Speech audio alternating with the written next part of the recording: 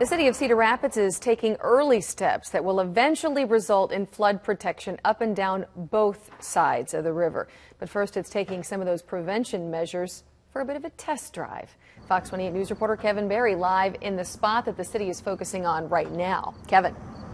Tiffany, right now this flood wall only runs for a small fraction of the space that the Cedar River actually runs through downtown Cedar Rapids. But if those test runs to turn this wall into a flood barrier goes well, you could see a lot more of these structures all around Cedar Rapids. And even if those test runs don't go well, it means that the city's going to have to find something over the next few months that does hold the water back and looks good doing it.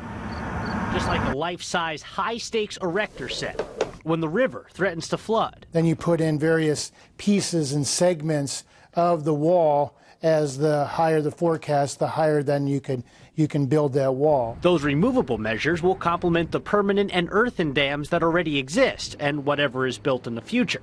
Mayor Corbett says on a trip to Nashville to check out their flood protection, he got a closer look. And I actually, with the city manager, put several of the panels in place just to kind of see how big and how heavy they were. He says it doesn't take much training to do the work, meaning volunteers could be organized to help flood prep, a process which right now takes days and a lot of city workers. So this is a small enough section that's going to give us an idea of how many people it's going to take and how much time it will take to assemble. Right now, the city is looking for bids to make those pieces. Eventually, a demonstration will show people exactly what's possible. On the other side of the river, this dirt work site is the future home of the CRST building, which will also be an example of flood protection, even though you might not know it. It's going to be less of an opportunity to look at a flood wall because it really is going to be built into the building and made part of it. Work on the east and west lets the city strike a balance between protecting the 7.5 miles that the river threatens and still letting people nearby enjoy the view.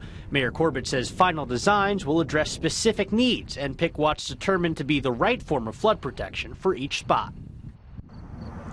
This section right here is still considered to be a pilot so that people can get an idea for what flood protection might look like in different parts of the city. The city is looking for those sections that would come right into this area by either April of 2015 or possibly as soon as November of this year.